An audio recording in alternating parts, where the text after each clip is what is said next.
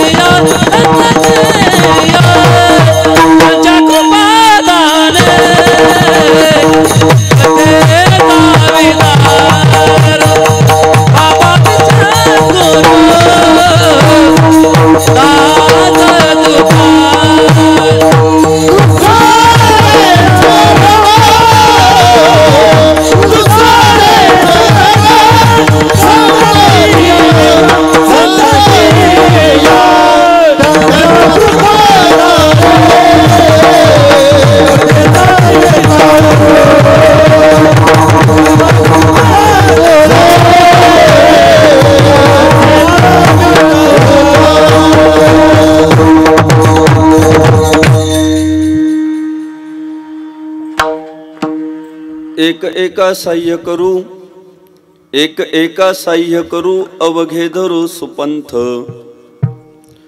कोण जाणे कैसी परी पुढे उरी ठेविता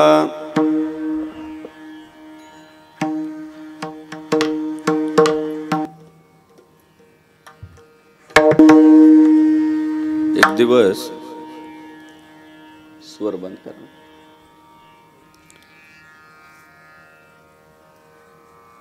कुत्रा झाडाखाली बसलेला होता आराम करत होता आणि गाढवाला कुत्र्याची आठवण आली गाढव गेलं कुत्र्याला भेटायला कुत्र्याला म्हणाला काय चाललं दादा कुत्र्याने गाढवाकडे पाहिलं सुद्धा नाही दुर्लक्षित केलं कुठं गाढवाशी बोलण्यात वेळ घालवता दुर्लक्षित केलं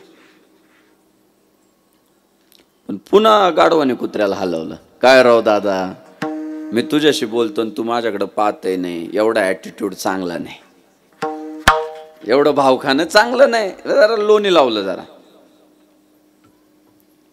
थोडस भाव दिल्यानंतर मग कुत्र्याने अशी मान उचलली म्हटला काय काय काम आहे बोल पटकन ते गाढव कुत्र्याला म्हटलं काम काय नाही दादा मला तुझ्या सोबत एक शर्यत लावायची ते कुत्र पडल्या पडल्या म्हटलं काय माझ्यासोबत शर्यत अरे तू गाढव मी कुत्रा तुझ्यात आणि माझ्यात काय शर्यत होणार तू वजे वाहणारा प्राणी मालकाचे फटके खाणारा प्राणी आम्ही इतके लाडके सध्या म्हातारे बाहेर पण आम्ही घरात आहे लाडके म्हटलं आम्ही खूप तुझ्यात आणि माझ्यात काय शर्यत होणार ते गाढव कुत्र्याला म्हटलं आपल्या दोघांमध्ये एक शर्यत होऊ शकते काय काय नाही म्हटलं दादा इथून 7 गावं ओलांडून गेलं की 8व्या गावामध्ये एक पर्वत आहे आणि त्या पर्वतावर एक राजसिंहासन ठेवलेलं आहे आपल्या दोघांपैकी जो अगोदर धावत पळत 7 गावं ओलांडून जाईल 8व्या गावामध्ये जाऊन पोहोचेल पर्वत चढून जाईल आणि जो अगोदर राजसिंहासनावर जाऊन बसेल तो या 8 गावांचा राजा कुत्र्याने पुन्हा गाढवाकडे पाहिलं आणि कुत्रा हसत म्हणाल म्हणूनच तुला गाढव म्हणतात अरे गाढवा तोंड आरशात पाहिलंय का तुझं कुणाशी शर्यत लावायला लागलाय, काय शर्यत लावायला लागलाय. अरे डिपॉझिट जप्त होईल तुझं. अरे 7 गावं ओलांडून जायला मला किती वेळ लागणार आहे. आत्ता धूम ठोकल 7 गावं ओलांडून जाईल. तुला कधी उरकायचं एवढं अंतर. काय पण नाद नको करू. खोटी स्वप्न पाहतो. तुझी लायकी नाही, लायकीच काढली डायरेक्ट. तोंड आरशात पाय एकदा तुझं. महाराज ते जे गाढव आहे ना ते कपटी आहे, आतल्या गाठीच आहे. त्याने काय केलं माहिती आहे का, अख्खा अपमान गिळून घेतला. करू द्यायला अपमान. आत्ता ते गाढव काय म्हटलं माहिती आहे कुत्र्याला, कुत्रा दादा मान्य आहे तुम्हाला वेग प्रचंड आहे, तुमचं सामर्थ्य मोठं आहे, पण शर्यत वाहू द्या ना, तुम्ही जिंका, मला काय अडचण नाही, पण निवडणूक तर वाहू द्या ना.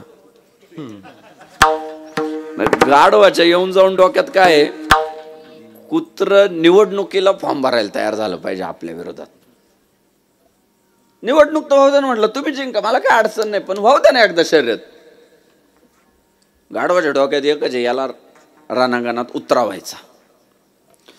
कुत्र्याला इतका राग आला, राव चांगल्या मनाने समजून सांगितलं याला की बाबा हे तुझं काम नाहीये, पण राव समजून सांगितल्यावर कळत नाही, एकदा याची जिरवावच लागणार आहे. रागाच्या भरात कुत्र्याने निर्णय घेतला, चल झाली शर्यत सुरू म्हणे. चल काय पाठीला पाय लावून पळायचंय तेवढं पळ, झाली शर्यत सुरू, तुला दाखवूनच देतो तुझी लायकी, बघतोस तू कसा आमदार होता ते.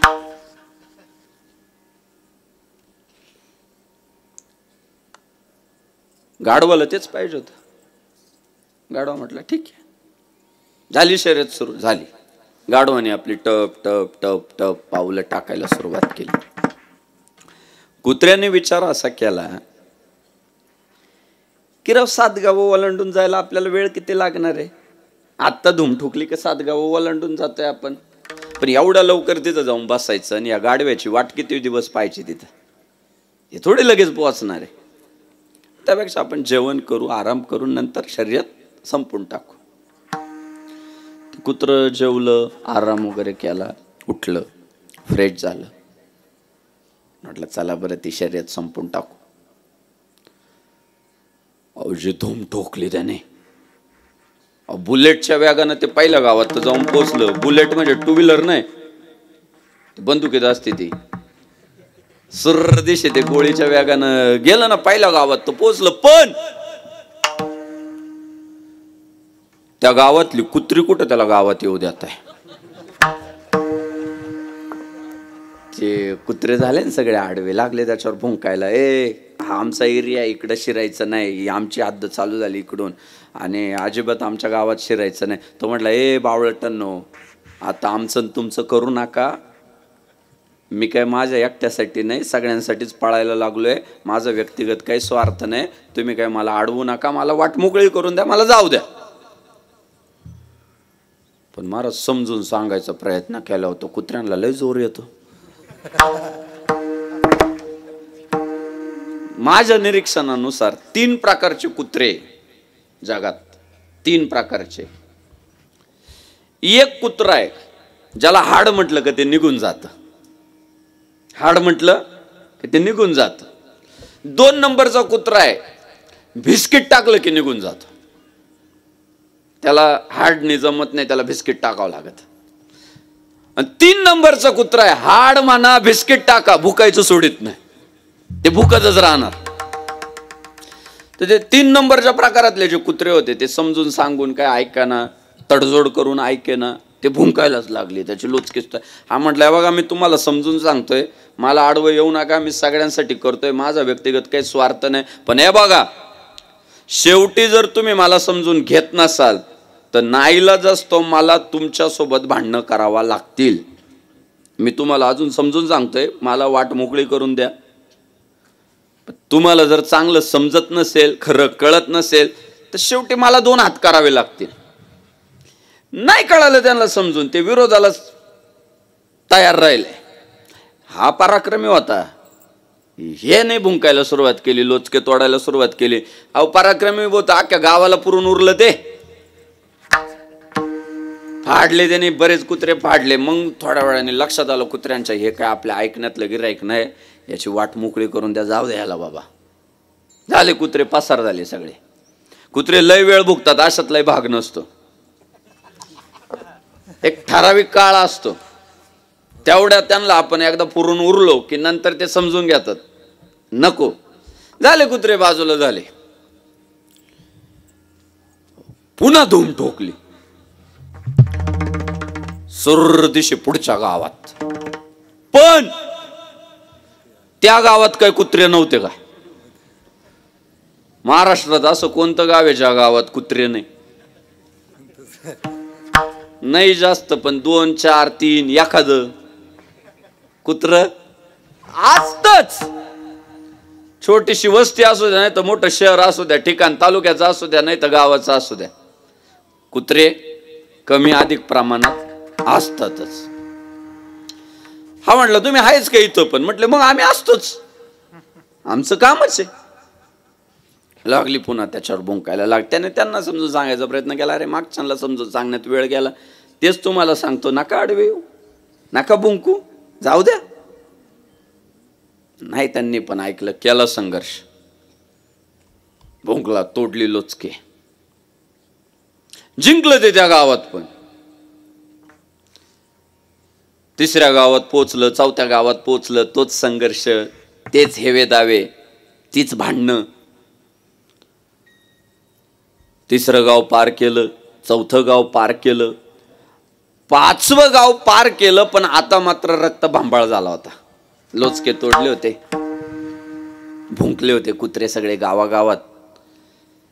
नैराश्य आलं, एक उदासीनता आली. झाडाखाली बसलं ते एका. आणि झाडाखाली बसून ते कुत्र मनाशी विचार करू लागलं की अरे आपलीच लोक आपल्याला साथ देत नाहीये, आपलीच लोक आपल्यावर भुंकताय, आपलीच लोक आपली लोचकी तोडताय. मग आपलीच लोक जर आपल्याला विरोध करताय तर मग लढायचं तरी कोणासाठी? जिंकायचं तरी कोणासाठी? हे बघा, सामान्यपणे गावात जेव्हा पोरं तरुण होतात ना, तरुण पोरांना वाटतं आपण गावात सक्रिय झालं पाहिजे. राजकारण असो, परमार्थ असो, सामाजिक काम असो, ती पोरं सक्रिय होतात आणि त्यांना विरोध वाढतो. आणि विरोध वाढल्यानंतर काही पोरं विरोधाला सामोरे जातात आणि एक दुसरा वर्ग असतो तो म्हणते आपला काय व्यक्तिगत स्वार्थ आहे. ती पोरं जे घरी निघून जातात आणि माळा धरतात, माळा, घर धरतात, घर, माझी गाडी, माझी माडीन, माझ्या बायकोची गोल गोल साडी. तिकडं गावात सप्ताह भरवा, गावात यात्रा भरवा, नाही तर गाव विकून टाका, मला काही घेणं देणं नाही. ते गावात फिरकायचं बंद करून टाकतं. ते आत्मकेंद्रीय होतं, स्वतःपुरता विचार करतंय. त्याच्याही मनात तोच विचार आला त्या कुत्र्याच्या की राव आपलीच लोक आपल्यावर भुंकताय, आपलीच लोक आपली लोचके तोडताय, युटर्न मारू, जाऊ झाडाखाली, कुत्री वाट पाहत असेल, जाऊ घरी निघून. पुन्हा आतून एक आवाज यायचा की आता शपूट घालून पळून गेला तर शंड ठरशील, लढता लढता मरून गेला तरी पराक्रमी ठरशील. शंड नाही व्हायचं, म्हटलं लढायचं, लढून मारावं आणि मरून जगावं. अशा पद्धतीने आपल्याला संघर्ष करायचा आहे. जाऊ द्या म्हटलंय, उद्या यांनाच पश्चाताप होईल, उद्या हेच म्हणतील की नाही त्यावेळी आमचं चुकलं, आम्ही दादाला साथ द्यायला पाहिजे होती. हीच रडतील, हेच शॉली नारळ घेऊन येतील, हेच डीजे पुढे नाचतील. आज यांना विरोध करू द्या, जाऊ द्या, उद्या यांना कळणार, यांना पश्चाताप होणार. उठलो बा, परत केलं भाऊ त्याने. 6वं गाव पार केलं, 7वं गाव पार केलं, 8व्या गावात जाऊन पोचलं. रक्तभांबाळ झालेलं, थकलेलं, दमलेलं, शिव्या शाप सगळे ऐकलेले, मजल दर मजल करत पर्वत चढून गेला. आणि पर्वत चढून गेल्यानंतर वरती जाऊन पाहत होतं काय, अहो त्या गाढवाला पोचून इतका वेळ झालेला होता की कुत्रा आत्ताच येईल मगच येईल, आत्ताच येईल मगच येईल म्हणत म्हणत त्या गाढवाला झोप लागली होती राजसिंहासनावर. सिंहासनावर झोपी गेलेलं गाढव. आणि मग कुत्र्याच्या पावलांचा आवाज ऐकून त्या गाढवाला जाग आली. आणि जाग आल्याबरोबर पहिलीच घोषणा देऊन टाकली, बा आता कसं वाटतंय? लई गोड वाटतंय. झाली का नाही बारी? चिरली का नाही? कळाली का कोणाची लायकी? ते मी म्हटलो आतल्या गाठीच आहे. त्याने गिळून घेतलं होतं सगळं, पण योग्य वेळी त्याला वाकायचं होतं, वकलं ते. कळाली का कोणाची लायकी किती आणि कोणाची लायकी किती आहे? तू तुझं तोंड एकदा आरशात बघ म्हणे आता. अहो गाढव पण गाढव म्हटलं, बाप तो बाप रहेगा, बाप तो बाप रहेगा.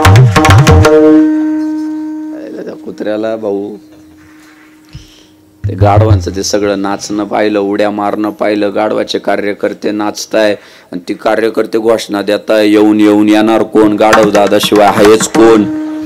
मग ते कुत्र्याला फार ते सगळं चित्र जेव्हा पाहिलं त्याने ते समोरचं, आता राग नाही आला मात्र बरं का. आता राग नाही आला कुत्र्याला, चिड पण नाही आली. आता पहिले जो चिडचिड करायचा, पटकन तापायचा, अग्रेसिव्ह व्हायचा, आता अहंकार गळून पडला आणि आता चिंतनाला प्रवृत्त झाला.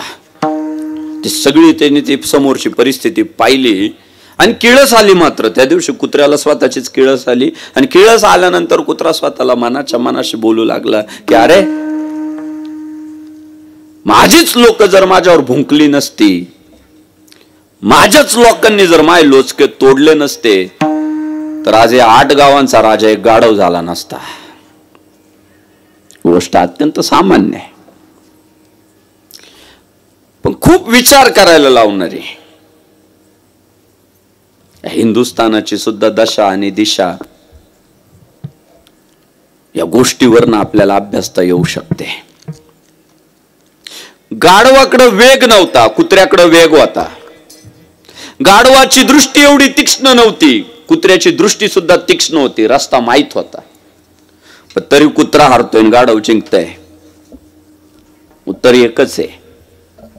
गाढवाला त्याच्या जातीच्या समाजाच्या लोकांनी साथ दिली का नाही तो भाग सोडा, पण विरोध पण नाही केला. कुत्र्याच्या बाबतीत घडलं असं काय आलं ना, कुत्र्याच्या बाबतीत घडलं असं, साथ तर दिलीच नाही, पण विरोध केला आणि कुत्र्याचा पराभव झाला. त्या हिंदुस्थानात जन्माला आलेली माणसं सुद्धा दादा इतकी प्रभावी, इतकी प्रभावी, इतकी प्रभावी. शक्तीच्या बाबतीत विचार केला, अर्जुनासारखी, भीमासारखी, भगवान श्री मारुतीरायांसारखी, छत्रपती शिवाजी महाराजांसारखी, धर्मवीर संभाजी महाराजांसारखी शूरवीर योद्धे या मातीत जन्माला येतात.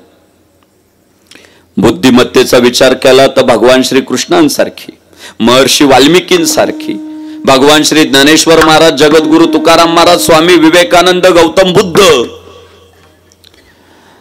अशी जबरदस्त बुद्धिमत्ता असलेले मातब्बर लोक या मातीत जन्माला येतात. पण एवढा असून सुद्धा या हिंदुस्थानाचा जर अभ्यास केला तर या हिंदुस्थानाची लुटमार मोठ्या प्रमाणात झाली. हो, किती वेळा पारतंत्र्यात गेला हा देश, किती वेळा. ज्याने त्याने आपापल्या पद्धतीने हा देश लुटायचाच प्रयत्न केला कायम. शेकडो वर्ष मुघलांची राजवट होती या देशात. मुघलांच्या राजवटीमध्ये हिंदूंची मंदिरं उद्ध्वस्त केली गेली, तिथं मशिदी उभ्या केल्या. ज्या हिंदुस्थान शेती प्रधान आहे, त्याच्या शेतीसाठी गोमाता ही गरजेची आहे. त्या गायींच्या कत्तली मोठ्या प्रमाणात केल्या गेल्या. मोठ्या प्रमाणात धर्मांतरण या मातीत घडवून आणलं. डच असतील, पोर्तुगीज असतील, 150 वर्ष इंग्रजांनी सुद्धा राज्य केलं.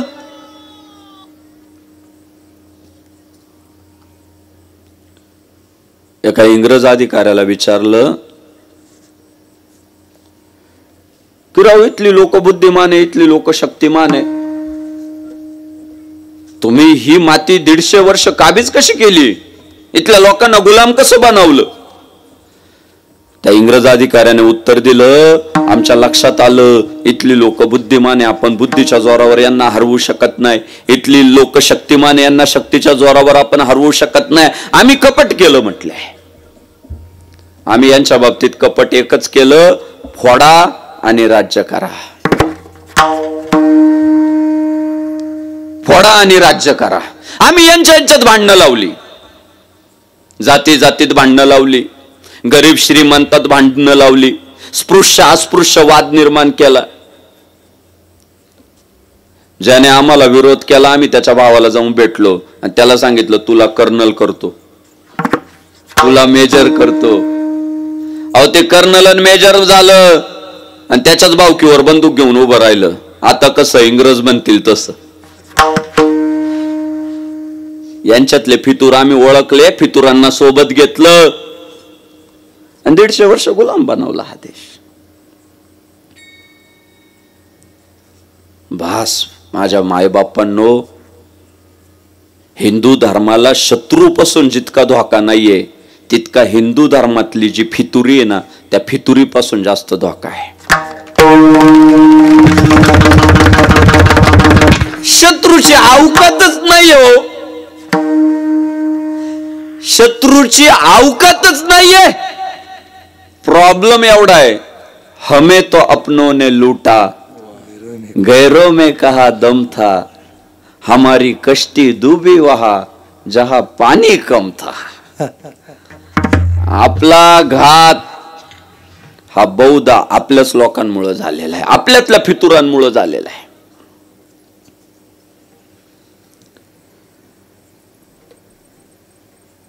परवा 14 तारीख होऊन गेली. धर्मवीर छत्रपती संभाजी महाराजांची जयंती. काय महाराज, संभाजी महाराज जन्माला आले आणि त्यानंतर या महाराष्ट्राचं वर्णन करत असताना सांगता यायला लागलं, सिंहाच्या जबड्यात घालीन हात, मोजीन दात, ही जात शिवरायांच्या मावळ्यांची. हे संभाजी महाराज जन्माला आले त्यानंतर घडलं बरं का. असं शरीर होतं संभाजी महाराजांचं की सिंहाचा जबडा फाकून त्याचे दात मोजायचे दानत संभाजी महाराजांमध्ये होते. तुम्हाला सांगू का महाराज किती थोर होते.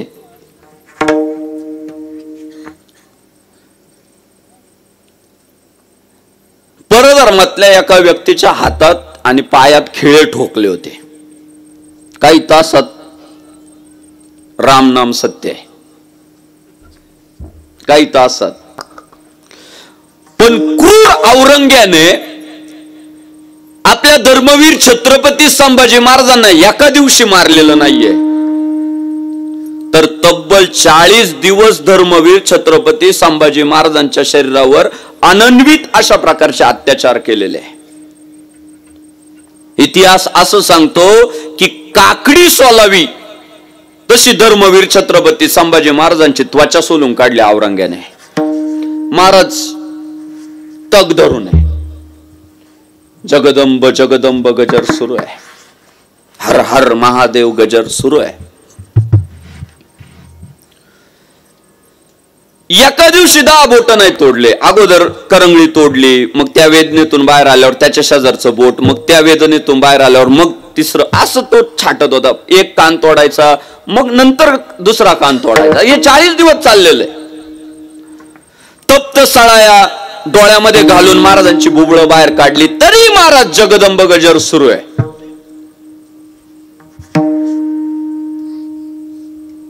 महाराजांची जीभ आसडली जेव्हा त्याला तो जगदंब गजर कानावर पडायचा औरंग्याला. जीभ आसडा म्हटली, याची जीभ आसडली तरी महाराज शिल्लक. फाल्गुन वद्य अमावस्येपर्यंत महाराजांनी श्वास रोखून ठेवला. ही कथा तुम्हाला आम्हाला सगळ्यांना माहितीये. माझा मुद्दा पुढे हो. ठेच लागली तर आपण म्हणतो आता 3 दिवस आराम करावा लागल बुवा. ठेच लागली तर आराम करावा लागल. 40 दिवस औरंग्या धर्मवीर छत्रपती संभाजी महाराजांच्या शरीराचा छळ करतोय. महाराजांचा शरीरातला श्वास शिल्लक आहे. माझा प्रश्न असा आहे, त्या राजमाता जिजाऊ साहेबांनी त्या पठ्ठ्याला खाऊ काय घातलं होतं? काय शरीर असेल महाराजांचं? काय जिजाऊ साहेबांनी त्या लेकराला खाऊ घातलं? म्हणून मी माता भगिनींना काय म्हणतो माहितीये का, काय माहितीये का, आज आपल्याला शिवाजी महाराजांची गरज आहे, संभाजी महाराजांची गरज आहे, तुकाराम महाराजांची गरज आहे, ज्ञानेश्वर महाराजांची गरज आहे. पण मोठी अडचण अशी आहे की शिवराय जन्माला घालायचे म्हटले की आधी जिजाऊ साहेब जन्माला घालावं लागते, घालावीच लागते. ते माहितीये का, 3 सजावत देश को, सती, संत और शूर. 3 जण देशाचं नाव मोठं करत असतात, 3 जण देशाला सजवत असतात. पहिली स्त्री, दुसरे संत आणि तिसरे शूर. मान्य आहे, संत तत्वज्ञान सांगतात, देशाचं नाव सजवतात. शूर संरक्षण करतात, देशाचं नाव सजवतात. सतीचं नाव का घेतलं?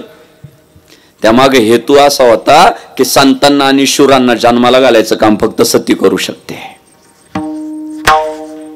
म्हणून एक मुलगी जर घडवली ना तर आपल्याला पुन्हा देश ताकदीने उभा करता येईल. आणि सन्माननीय पंतप्रधान नरेंद्रभाई मोदींचं जे सध्या धोरण आहे ना की महिलांना आपल्याला सोबत घ्यायचंय तेव्हा देश महासत्ता होईल, तो निर्णय 33% आरक्षण दिलंय. आता 2027 पासून पुढं 100 जर आमदार झाले तर त्यातले 33 आमदार महिला असणार आहे.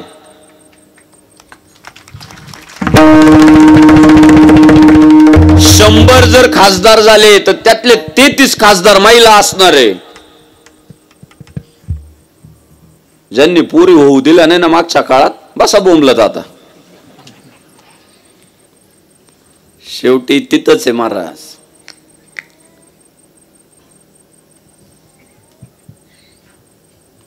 त्यामुळं माता भगिनींना माझी विनंती आहे, तुम्ही जास्त काही नाही पण पोरांच्या खानपानावर लक्ष द्या ना जरा.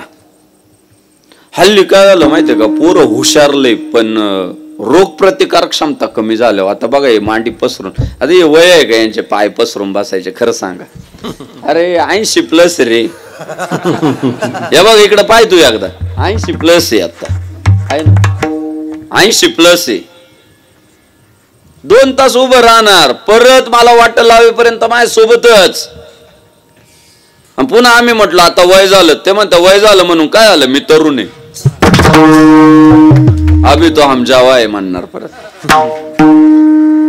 बारीक बारीक पोरांची क्षमता का संपायला लागली, याला जबाबदार आया आहे, त्यांची चूक नाही.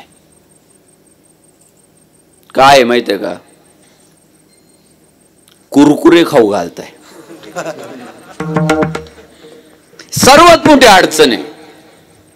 तुम्ही जर आता या पोरांना कुरकुरे खाऊ घालाल ना तर हे भविष्यात संभाजी महाराज होऊ शकत नाही, शिवाजी महाराज होऊ शकत नाही. भविष्यात आता यांना कुरकुरे खाऊ घातले ना, भविष्यात हे कुरकुरच करणार आहे. कंबर दुखत आहे, गुडघे दुखत आहे, केस पिकले, केस गाळाले, पोरं व्हायना, कुरकुरच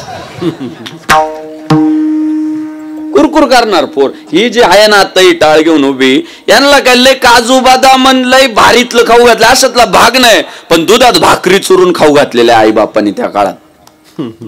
त्यामुळे स्टेबल आहे. पुढच्या पिढीचं अवघड होणार आहे. याला तुम्हीच फक्त सुधरवू शकता, याला तुम्हीच सुधरवू शकता. एक लॉलीपॉप चोखला ना फक्त 1.5 मिनिटं त्याने, ते दिवसभर चपातीला तोंड नाही लावित. ते साखरेचा गोळा आहे, कुशाल रडायला लागलं, वय लॉलीपॉप घेऊन ये, जाय कुरकुरे घेऊन ये, जाय चिप्स घेऊन ये. त्यांची जबाबदारी हो आपल्यावर. त्यांना नाही कळत या वयात. त्या धर्मवीर छत्रपती संभाजी महाराजांना जिजाऊ साहेबांनी ना चांगलं खाऊ घातलं आणि मन आणि मनगट दोन्ही पण मजबूत बनवले. म्हणजे शरीर तर बनवलं पण बुद्धिमत्ता संभाजी महाराजांची इतकी तीक्ष्ण आहे. वयाच्या 9व्या वर्षी त्यांना मराठी तर उत्तम येते, संस्कृत येते, उर्दू येते, इंग्रजी येते, अनेक भाषांवर महाराजांचं प्रभुत्व आहे. संभाजी महाराज मग पोरांना नुसतं खाऊ घालण्यात पण अर्थ नाही. आणि नुसते पुस्तकी किडे बनवण्यात पण अर्थ नाही. समन्वय मारुती राय, बुद्धिमत्ताम वरिष्ठम आणि शक्तिमत्ताम. त्या आमच्या मंचरला एकाने कोल्हापूरला पोरग पाठवलं, तब्येत होती म्हणून कोल्हापूरला पाठवलं. 3.5 महिन्यात त्याच्यावर 2.5 लाख रुपये खर्च केला. ते पोरग नुसतं खायचं झोपायचं उठायचं व्यायाम करायचं, खायचं झोपायचं उठायचं व्यायाम करायचं.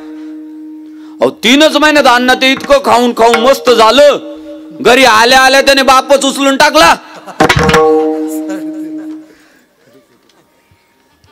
काय झालं? शरीर गाढवलं, बुद्धी मन. म्हणून मी सांगतोय की आपल्याला शरीर बनवण्यासाठी गावातल्या व्यायामशाळेत जावं लागल आणि बुद्धी मन घडवण्यासाठी सप्ताहातल्या कीर्तनात जावं लागल. धर्मवीर छत्रपती संभाजी महाराज परिपूर्ण बनवले. जोपर्यंत शिवराय महाराष्ट्र उभा करत होते तोपर्यंत औरंग्या फक्त सरदार पाठवायचा. पांडुरंग बाबा फक्त सरदार, जा रे या बघून, जा रे या बघून, जा रे या बघून. स्वतः औरंगजेबाला कधीच वाटलं नाही आपण जातीने जाऊन एकदा ते संपूनच येऊ.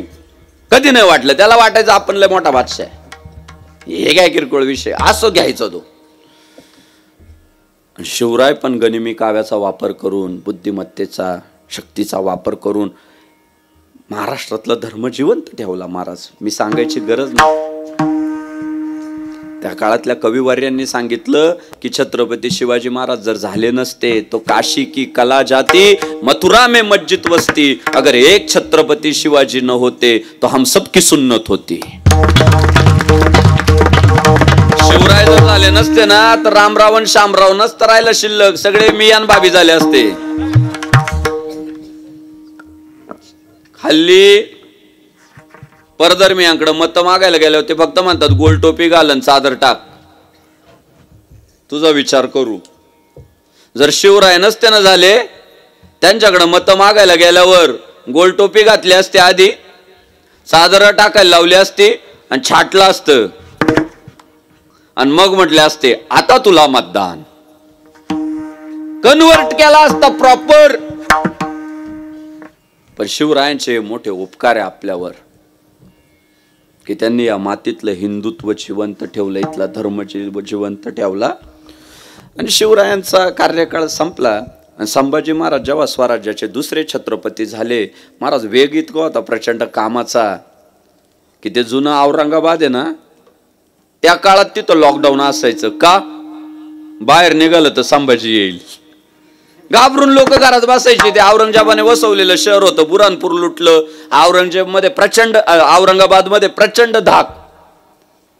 आणि ह्या बातम्या जेव्हा औरंगजेबाकडे पोहोचायला लागल्या तेव्हा औरंग्याची खुर्ची हल्ली की अरे बाप रे, हे पुढचं वर्जन ऍडव्हान्स आहे. आता आपण जर महाराष्ट्रात गेलो नाही आणि छत्रपती संभाजी राजाला थांबवलं नाही तर हा संभाजी राजा फक्त महाराष्ट्रातच भगवा फडकावणार नाही, फक्त हिंदुस्थानातच भगवा फडकावणार नाही, तर जगाच्या कानाकोपऱ्यात भगवा फडकवल. हा जगभर आता भगवा घेऊन जाईल. आणि विचार करा ना, महाराज जेव्हा फाल्गुन वद्य अमावस्येला गेले तेव्हा महाराजांचं वय किती माहिती आहे? 32 वर्ष वय. फक्त 32च वर्षाचे महाराज आहे. पण आजही गावागावात संभाजी महाराजांबद्दल इतका आदर आहे की आजही छत्रपती संभाजी महाराज म्हटलं की पोरांचं रक्त सळसळतं. पोरं म्हणतात देश धर्म पर मिटने वाला शेर शिवा का छावा था, महापराक्रमी परम प्रतापी एक ही शंभू राजा था. 32 वर्ष आणि संभाजी महाराजांचे पराक्रम किती आहे? 32व्या वर्षात एवढा पराक्रम, एवढी क्रांती. जग आदर्श घेतय. संभाजी महाराजांचं युद्ध कौशल्य आज शिकवलं जातंय.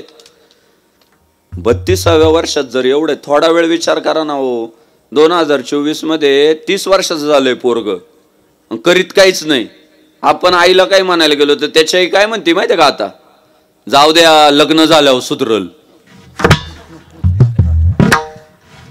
30ला पट्ट्या लग्न झाल्यावर सुधारणार रे. म्हणजे अजून त्याने यशाचं पहिलं पाऊल सुद्धा नाही टाकलेलं,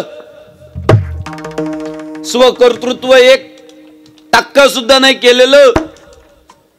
मी तर माझ्या भावंडांना सांगतो, जे 30च्या पुढे निघाले त्यांचं अर्ध आयुष्य संपलं बरं का.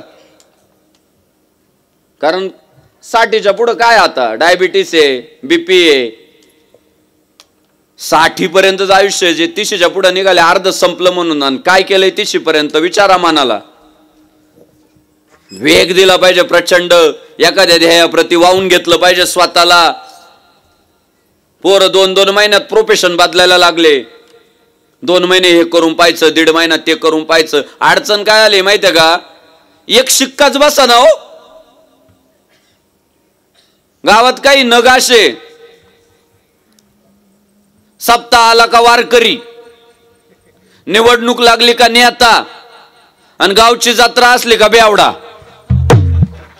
त्याला नेमकं काय म्हणावं हे लोकांना पडलेला प्रश्न आहे. वा काय, छत्रपती संभाजी महाराज 32 वर्षाचे, पण पराक्रम असा सांगतो तुम्हाला. महाराज औरंगजेब म्हटला आता मी स्वतः जातो जातीने. देशाचा बादशाह आहे औरंगजेब, महाराष्ट्रातला छावा संभाजी राजासाठी. औरंगजेब तिकडून निघाला, नुसता निघाला नाही भाऊ. संभाजी महाराजांचं त्या काळातलं महाराष्ट्रातलं सैन्य आहे, तळागाळातली पोरं जमा केली तरी फक्त 2 लाख. किती? 2 लाख. त्या 2 लाख सैन्याचा पराभव करायला क्रूर औरंग्या 7 लाखाची फौज घेऊन निघाला. त्या काळात 7 लाख ही माझ्या संभाजी महाराजांची दहशत होती. कळतंय का तुम्हाला? म्हणजे एकाला मारायला जेव्हा 5 जण जातात साहजिक आहे, पण एकाला मारायला जेव्हा 50 पोरं निघतात समजायचं समोरचा डॉन आहे, समोरचा कार्यकर्ता मोठा आहे. जार ते एवढ्या, मग संभाजी महाराजांना त्या काळात 2-4 घे बाबा, 7 लाख घेतली त्याने. तिप्पट सैन्य घेऊन औरंगजेब निघाला. पण माझा महाराष्ट्र महाराज गरजा, महाराष्ट्र माझा नाही झुकला व औरंग्या पुढं. आत्ता जाऊन स्वराज्य संपून येतो म्हणणारा औरंगजेब 9 वर्ष या महाराष्ट्रात संभाजी राजांना पकडण्यासाठी वेगवेगळ्या कारवाया करतोय. त्याला वाटलं यांची ताकद किल्ले जिंकू म्हणून तिकडं नाशिक जिल्ह्यातला दिंडोरी तालुक्यातला रामशेज किल्ला आहे. आत्ता जाऊन जिंकून येतो म्हटले, मिळालाच नाही. वर्षानुवर्ष मावळ्यांनी तो लढवत ठेवला. शेवटी सैन्य निराश झालं. त्या औरंगजेबाने टोपी काढून ठेवली आणि म्हटलं आता जोपर्यंत संभाजी राजाला पकडत नाही तोपर्यंत डोक्यावर टोपी घालणार नाही. पुन्हा सैन्याला जरा उत्साह आला, पुन्हा सुरुवात केली. मग औरंगजेबाच्या लक्षात आलं की 7 लाख फौजेने आपण याला हरवू शकत नाही. हा वाऱ्यापेक्षा प्रचंड वेग आहे याचा, तीक्ष्ण बुद्धिमत्ता आहे. आता आपण याला ताकदीच्या जोरावर हरवू शकत नाही, याच्यासोबत कपटच करावं लागेल. आणि औरंगजेबाने सूत्र हलवायला सुरुवात केली, यांच्यातले फितूर शोधा. भाऊ संभाजी राजाला 7 लाख फौज नाही पकडू शकली हो. सख्खा मेवना गणोजी शिर्के,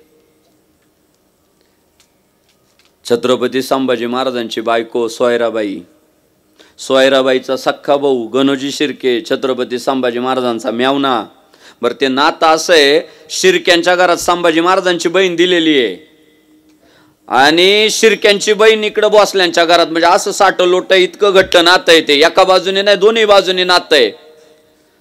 ते गणोजी शिर्के आले एक दिवस ताईला भेटायला. म्हटलं ताई, छत्रपती शिवाजी महाराज राज्याभिषेकाच्या वेळी म्हटले होते किंवा शिर्क्यांच्या घरात जेव्हा पाळणा हलल तेव्हा त्यांना ते देशमुखीचं वतन देऊ. तर शिवराय होते तोपर्यंत काय पाळणा हल्ला नाही, पण आता हल्लाय तर तेवढं तू दाजीला सांग आमचं वतन द्यायला. त्या बहिणीला इतका राग आला, तुला लाज वाटती का म्हटली दादा, सध्या हे स्वराज्य नावाचं बाळच टिकल का नाही भरोसा नाही. औरंगजेब इथं ताण मांडून बसलाय, सध्या आपल्याला ते संकट परतवून लावायचंय. माझा नवरा पापणी लागू देत नाही, रात्रंदिवस जागून स्वराज्याच्या सीमा रक्षण करायचं काम करतोय. काय तोंड घेऊन मी वतनाचं बोलू त्यांना, तुला लाज वाटती का? झापलं. जास्त कशाला. किती तारखेला जाईल निवडणूक? 26. 26च्या आधी नेत्याकडे काम घेऊन जायचं आपलं मन होतं का? ते काय म्हणाल, ए बाबा अरे माय माग काय धावपळे, आता प्रचाराची धावपळे, आता नका काम लावू बाबा, आता काम घेऊन गेल तरी ते काय म्हणाल 4 जून पर्यंत थांब. शेवटी एक टेन्शन असतो, काळजी असते. तशा पद्धतीने ती बहीण हक्कानं बोलली, पण गणोजी शिर्केला तो अपमान वाटला आणि जे बाहेर पडला तो डायरेक्ट जाऊन जे मिळाला तो औरंगजेबाला जाऊन मिळाला. आणि औरंग्याला म्हटला, मला माझं वतन मिळवून द्या, तुम्हाला मी माझा दाजी मिळवून देतो. हा इतिहास हा जरी कडू असला तरी खरा आहे. आणि याचा सांग माहिती औरंगजेबाला पुरवली गेली. संगमेश्वराला छत्रपती संभाजी महाराज अटक झाले आणि महाराज 40 दिवस आनंदवित अत्याचार झाला. आणि महाराष्ट्राची सर्वात मोठी हानी झाली जेव्हा छत्रपती संभाजी महाराजांचा अंत त्या फाल्गुन वद्य अमावस्येला झाला. नाही तर आज महाराष्ट्र आहे ना, हा महाराष्ट्र आहे ना, फक्त मी म्हणालो ना, जगात भगवा फडकवायची ताकद होती संभाजी महाराजांमध्ये. जगात 7 समुद्रापार आपला धर्म घेऊन गेले असते. माऊलींचं जे स्वप्न होतं ना, विश्व स्वधर्म सूर्य पाहू, ते स्वप्न पूर्ण करण्याची ताकद आमच्या धर्मवीर छत्रपती संभाजी महाराजांमध्ये होती. पण आपल्या लोकांनी पाठीत सुरा खूप असला आणि घात झाला. काय झालं? आपली लोक विचार करत नाही, खरं समजून घेत नाही, सत्य समजून घेत नाही, आमिषाला बळी पडतात, खोट्या माहितीला बळी पडतात आणि फितूर होतात. याच्यावर पर्याय एकच आहे, संतांचं तत्वज्ञान. संत जर समजून घेतले ना, कदाचित त्या गणोजी शिर्केला जर तुकाराम महाराजांचा आजचा सेवेला घेतलेला अभंग कळाला असताना, तर गणोजी शिर्केने कधीच असं केलं नसतं. कोणता अभंग? पहिलं चरण. एकमेका सहाय्य करू, एका एका सहाय्य कर करू, एका एका सहाय्य करू करू, एका एका सहाय्य करू.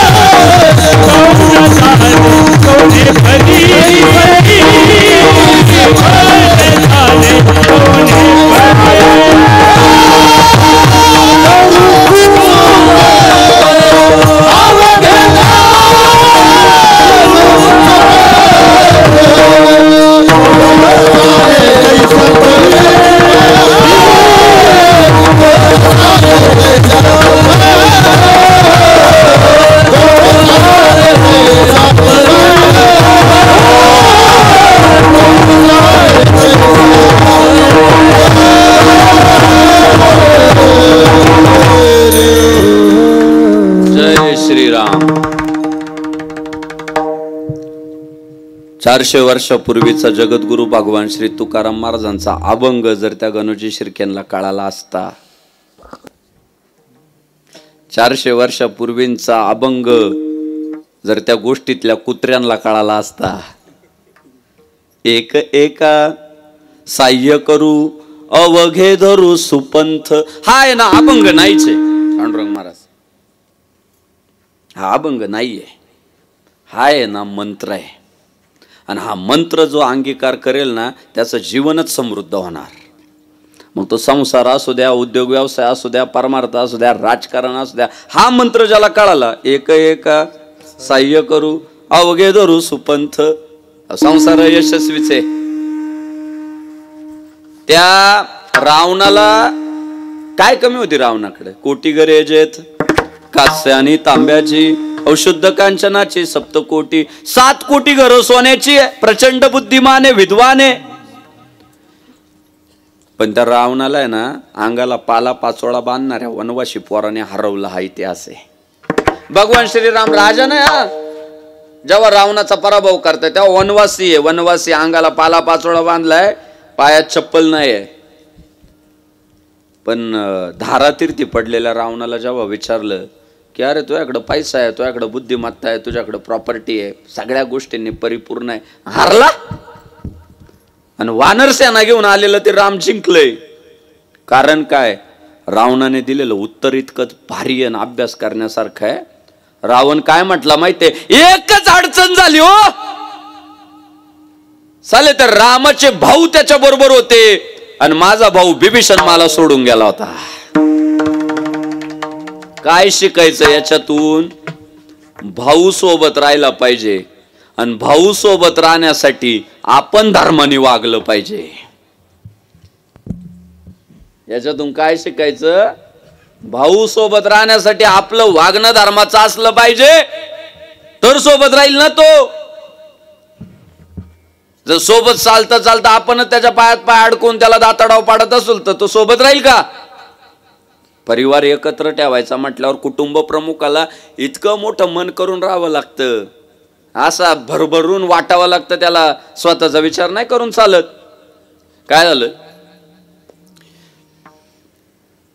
बाप मेला, 2च पोरं, 2 भावंड, दोघांची लग्न झालेले, दोघांना एक एक मुलगा. आणि अचानक आई गेली, बापही गेला.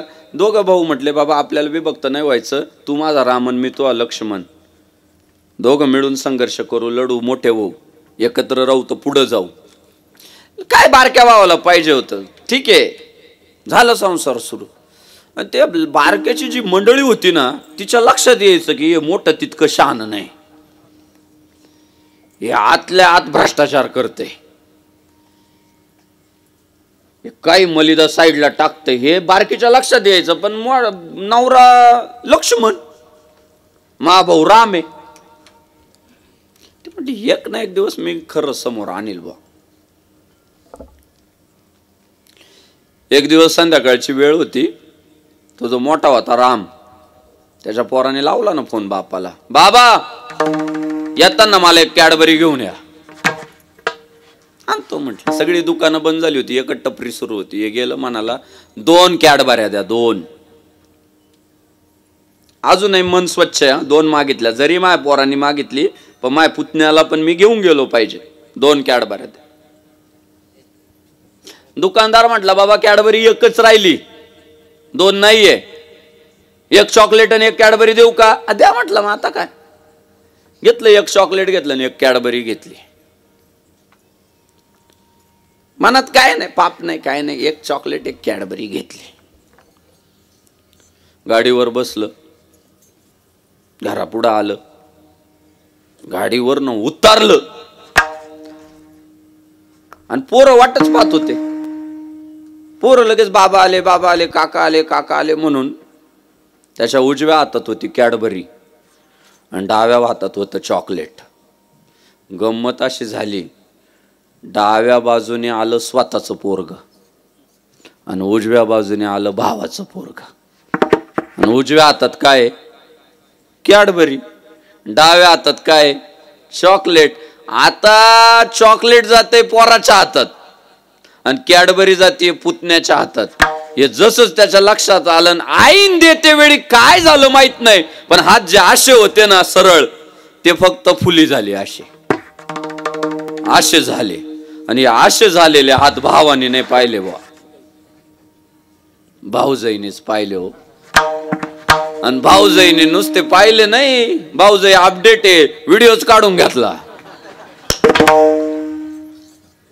तो व्हिडिओ संध्याकाळी तुम्ही म्हणता ना, मा राम आहे, माझा राम आहे, माझा राम आहे, तुमच्या रामाचे कारनामे दाखवते म्हटले.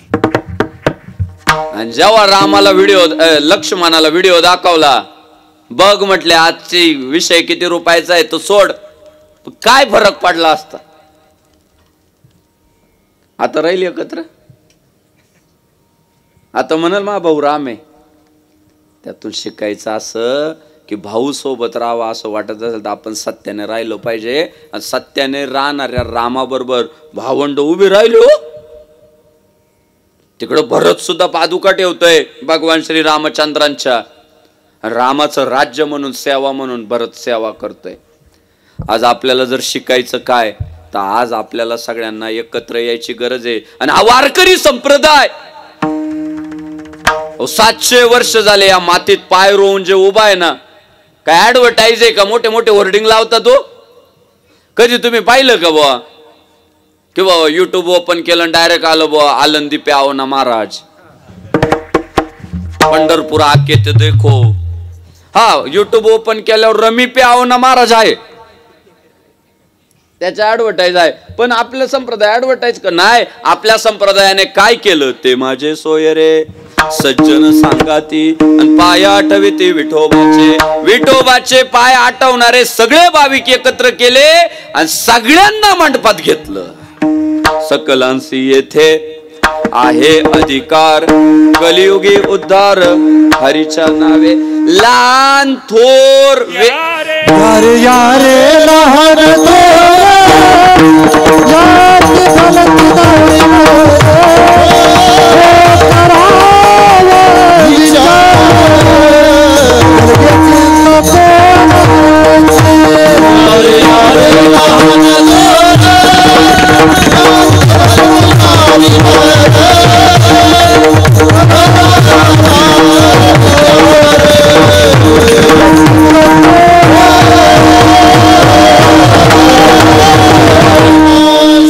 जय श्रीराम. यरे यरे लहान थोर याती भलती नारी नर, करावा विचार न लगे चिंता कवनांसी. साधू संतांनी काय केलं? पहिल्यांदा सुरुंग जातीयवादाला लावला. गरीब श्रीमंत हा जो भेद होता त्या भेदाला सुरुंग लावला आणि सगळ्यांना मांडीला लावून बसवलं. हा एकमेव मंडप आहे ज्याच्यात गरीबाच्या मांडीला मांडी लावून श्रीमंत बसू शकतो आणि श्रीमंताच्या मांडीला मांडी लावून गरीब बसू शकतो. ती तुमची गरिबी मोठे की श्रीमंती बाहेर, इथं आले की सगळे सारखे. हा जातीयवाद संपवला. जयाने घातली मुक्तीची गवांदी आणि मेळविले मांदी वैष्णवांची. त्यांनी भगवत भक्तांची मांदी अळी एकत्रित केली. म्हणजे जे जे माझ्या विष्णूचं भजन करतील, कट्टर हिंदुत्ववादी होते बरं का संत, कट्टर हिंदुत्ववादी. म्हणजे जर ते हिंदुत्ववादी नसते तर तुकाराम महाराजांना काय म्हणावं लागलं असतं माहितीये? जयाने घातली मुक्तीची गवांदी आणि मेळविले मांदी सर्व धर्म समभाव वाल्यांची. जयाने घातली मुक्तीची गवांदी आणि मेळविले मांदी धर्मनिरपेक्ष लोकांची. हा, त्यांना धर्मनिरपेक्षता मान्य नाहीये. धरीन याचा अभिमान करीन आपुले जतन. धर्माभिमान मान्य संतांना, धर्माचे पालन करणे पाखंड खंडन. हेचे आम्हा करणे काम बीज वाढवावे नाम. ज्ञानेश्वर महाराजांनी माझ्या भगवंतावर जे प्रेम करणारे त्या भक्तांना एकत्रित केलं. मग मात्र तिथं मात्र जे जातीयवाद, स्पृश्य अस्पृश्यवाद त्याच्यावर सगळ्यांना सुरुंग लावला. आणि मग आपल्याला 2024 मध्ये आज काय शिकायचंय? तर हेच आम्ही ओरडू सांगतोय की आपल्याला जर आपला धर्म टिकवायचा असेल तर पहिल्यांदा हिंदू धर्मांतर्गत ज्या जाती पडल्याय ना त्या जाती संपवावा लागणार आहे. आणि काही पाताळ यंत्री लोक आहे ना, मुद्दाम निवडणुका जवळ आल्यावर जातीत भांडणं कशी होतील याच्या मोहिमा आखतात. मग काहींचं म्हणणं आहे की हिंदू धर्म शिल्लक नाही राहायला पाहिजे, सर्व धर्म समभाव पाहिजे आणि हिंदू धर्मांतर्गत ज्या जाती आहे त्या कायम भांडत राहायला पाहिजे. बरोबर काही अंशित आपण याच्यावर विचाराने जाग झालं पाहिजे की जर तुका म्हणे नाही जाती सवे काम ज्याचे मुखी नाम तुची धन्य न पाहे याती कुळाचा विचार भक्त करुणाकर ज्ञानेश्वर महाराज तुकाराम महाराजांनी जर जातीयवादाला सुरुंग लावला तर आज आमच्या तरुण पोरांना जर गावात कोणी विचारलं ना तू मराठा आहे का तर उत्तर नाही आलं पाहिजे. तू ब्राह्मण आहे का तर उत्तर नाही आलं पाहिजे. तू वंजारी आहे, धनगर आहे, सुतार आहे, माळी आहे, तेली आहे, मातंग आहे, भिल्ल आहे, नाही आम्ही फक्त हिंदू आहे हे उत्तर अपेक्षित आहे. धर्मासाठी झुंजावे झुंजोनी अवघ्यासी मारावे आणि मारिता मारिता घ्यावे राज्य आपुले. धर्मासाठी झुंजा रे, जातीसाठी नका झुंजू. आणि आज दुर्दैवानं जातीसाठी झगडणाऱ्यांचे जथ्थे वाढले. हा म्हणतोय मी त्या जातीचा आहे, तो म्हणतोय मी त्या जातीचा आहे, तो आणि याच्याने धर्म अडचणीत येणार आहे. आणि काहींचं ते षडयंत्र आहे की हे हिंदू म्हणून एकत्र आहे. माझं तर स्वप्न पांडुरंग महाराज माझं टार्गेट लय मोठं आहे. मला फक्त जातच नाही संपवायची. मला पुढच्या काळात माझं धोरण इतकं मोठं आहे की एवढं प्रबोधन करायचं, एवढं प्रबोधन करायचंय. गावातल्या एखाद्या पोराला विचारलं तू कोण आहे तर तो मराठा ब्राह्मण वंजारी सुतार नाही सांगणार, तो हिंदू आहे सांगणार. आणि त्याला जेव्हा विचारलं जाईल तू भाजपाचा आहे का तो नाही म्हणल, तू काँग्रेसचा आहे का तो नाही म्हणल, तू शिवसेनेचा आहे का तो नाही म्हणल, तू राष्ट्रवादीचा आहे का तो नाही म्हणल. मग तू आहे कोणाचा ते पोरग छाती टोकून उत्तर देईल मी हिंदुत्वाचा आहे. पुढच्या काळात माझ्या डोक्यात ते की पक्षाच्या वरती धर्म असला पाहिजे. आधी धर्म येतो धर्मस्ततो जया. जो आमच्या हिंदुत्वासोबत आम्ही त्याच्यासोबत. जो भगवा हातात घ्यायला तयार आहे आम्हाला तो मान्य आहे. तुका म्हणे सत्य कर्मा व्हावे साह्य गातली अभय नरका जाणे. हे जगद्गुरु भगवान श्री तुकाराम महाराजांनी सांगितलं ना सत्य कर्माला सहकार्य करायचं आणि तेच करतोय आम्ही. सध्या मला सुद्धा बरीच विचार नव्हती की तुला नरेंद्र मोदीचा एवढा का पुळका आहे. तू कीर्तनकार आहे ना, मग तू असा एखाद्या राजकीय नेत्याची बाजू का घेतो. त्या गांडूला माझं सांगणं आहे की 400 वर्षापूर्वी छत्रपती शिवाजी महाराज हिंदवी स्वराज्याची उभारणी करायला निघाले. का तर इथं हिंदूंचं राज्य आलं पाहिजे, भगवा फडकला पाहिजे. आणि शिवरायांचं ते धर्म कार्य बघून माझे जगद्गुरु तुकाराम महाराज जाहीरपणे छत्रपती शिवाजी महाराजांच्या पाठीमाग खंबीरपणे उभे राहिले आणि शिव तुझे नाव ठेविले पवित्र आणि छत्रपती सूत्र विश्वाचे की पुण्यवंत व्हावे घेता सज्जनांची नावे तुका म्हणे सत्य कर्मा व्हावे साह्य. अहो मराठमोळ्या महाराष्ट्रातल्या पोरांना साथ घातली त्या शिवाजी राजाच्या मागे उभे राहा. त्याच काळात या महाराष्ट्रात जन्माला आलेले थोर संत रामदास स्वामी ते सुद्धा खंबीरपणे धर्मनिष्ठ असणाऱ्या छत्रपती शिवाजी महाराजांच्या पाठीमागे खंबीरपणे उभे राहिले. आणि काय म्हणताय महाराजांना, या भूमंडळाचे ठाई धर्म रक्षी ऐसा नाही आणि महाराष्ट्र धर्म राहिला काही तुम्हा कारणे. कदाचित त्या काळातले समाजातले काही गांडू लोक म्हणत असतील रामदास स्वामी येडा झाला, तुकाराम महाराज येडा झाला, लागले त्या शिवाजीला पाठ असतील. तर 2024 मध्ये 500 वर्षांचा हिंदूंचा प्रलंबित असणारा राम मंदिराचा मुद्दा जर नरेंद्रभाई मोदी मार्गी लावत असेल तर तुकाराम महाराज रामदास स्वामी यांच्याच परंपरेत जन्माला आलेला एक अनुयायी संग्राम बापू भांडारे नारदाच्या गादीवरनं नरेंद्रभाई मोदीला का पाठिंबा देऊ शकत नाही. दिलाच पाहिजे ना त्यांनी, तर तो तुकाराम महाराजांच्या यादीत शोभल, तर तो रामदास स्वामींच्या परंपरेत शोभल. तुका म्हणे भीड खोटी लाभ विचाराचे पोटी. जर देशाचा पंतप्रधान कपाळाला भस्म रगडत असेल, देशातली जी मातीमोल झालेली मंदिरं पुन्हा उभे करायची स्वप्न पाहत असेल, गोरगरिबांना हक्काची घरं देत असेल आणि देशच माझा परिवार आहे म्हणत असेल, तर त्याला पाठिंबा द्यायचा नाही, मग हिंदुत्ववादियों को भागा देंगे त्याला पाठिंबा द्यायचा काय? त्याला द्यायचा?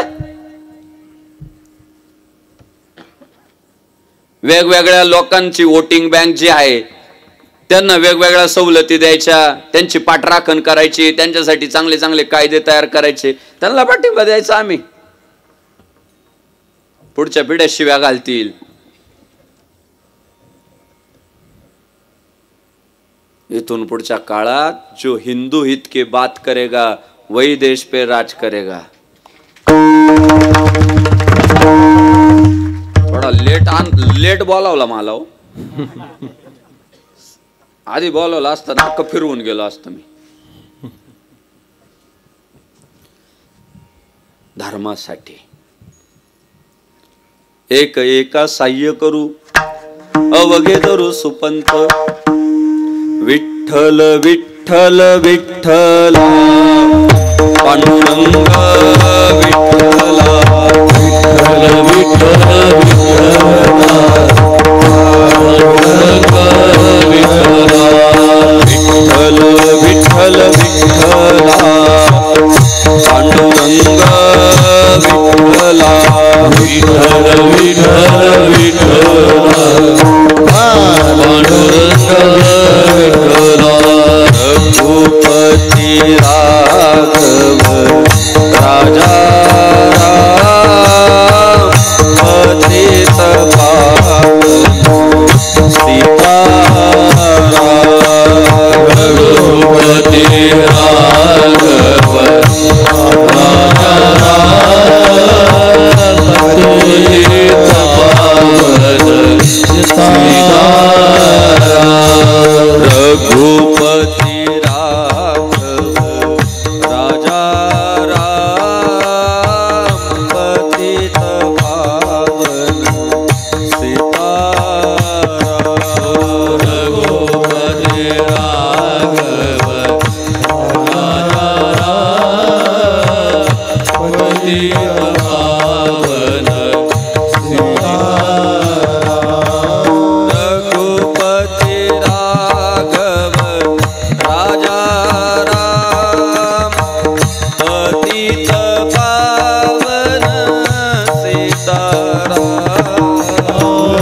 रघुपती राघव राजा राम पतित पावन सीताराम. रघुपती राघव राजा राम पतित पावन सीताराम. रघुपती राघव राजा पतित पावन सीताराम. राम आएंगे आएंगे राम आएंगे राम आएंगे राम आएंगे आएंगे राम आएंगे आएंगे राम आएंगे. मेरे जन्मों के सारे पाप मिट जाएंगे राम आएंगे. जन्मों के सारे पाप मिट जाएंगे राम आएंगे.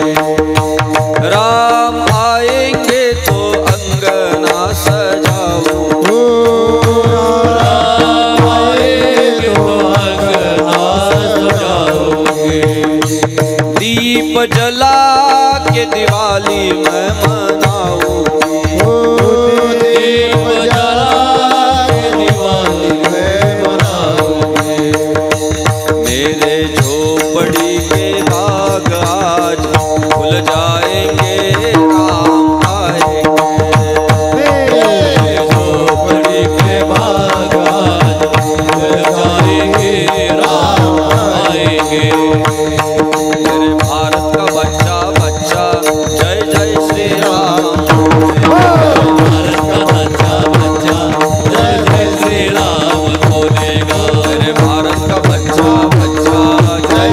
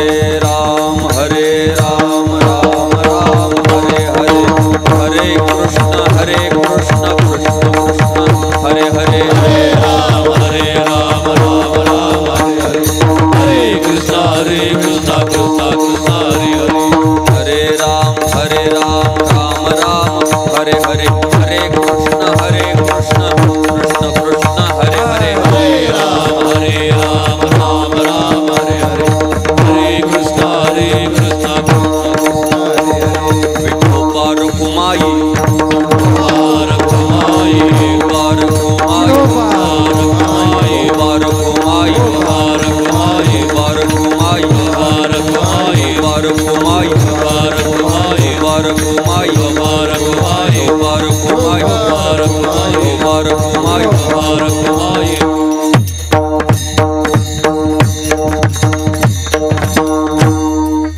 एक एका साह्य करू अवघे धरू सुपंथ धर्म टिकवायचा असेल एकमेकांना सोबत घेतल्याशिवाय पर्याय नाही का? एकट्याचा नोहे खेळ म्हणून मेळ मेळविला तुम्ही आम्ही खेळी मेळी गदारोळी आनंदे म्हणून सगळ्यांनी एकत्र येऊ या रे नाचू प्रेमानंदे आणि राम नामाची या छंदे का तर त्याच्या चरणांमध्येच सर्वस्व आहे। शेवटचं चरण तुका तुका माने अवघी जोडी तुका माने अवघी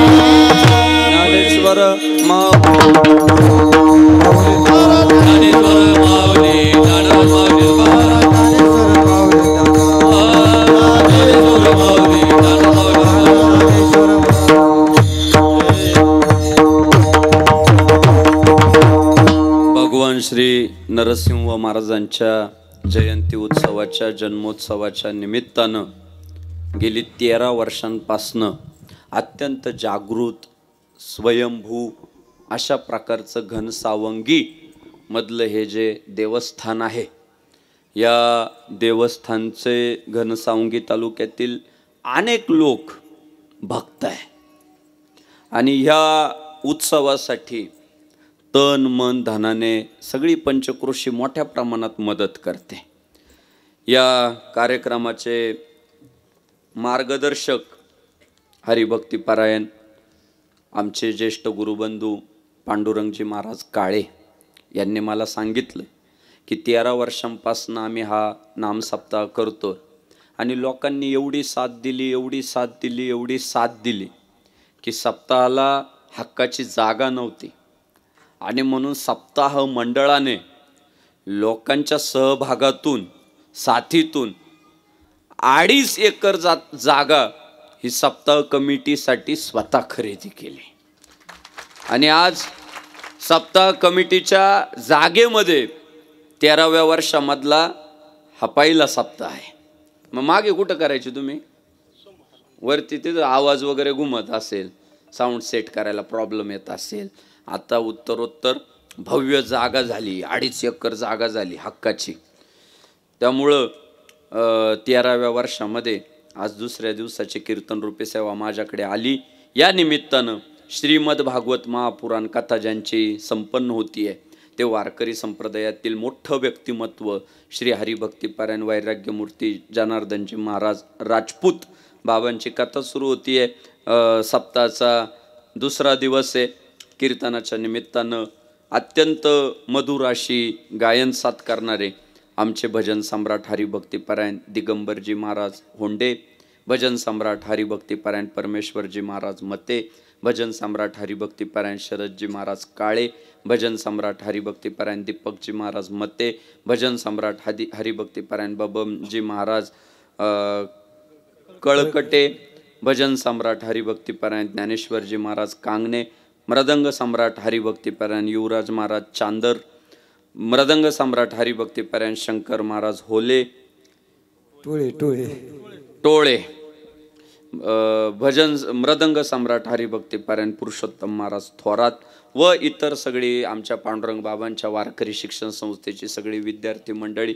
पांडुरंग बाबा गेल्या अनेक वर्षांपासनं एक देव देश धर्माप्रती निष्ठावंत असणारी पिढी घडावी म्हणून या परिसरामधील विद्यार्थ्यांना वारकरी संप्रदायाचं शिक्षण देताय.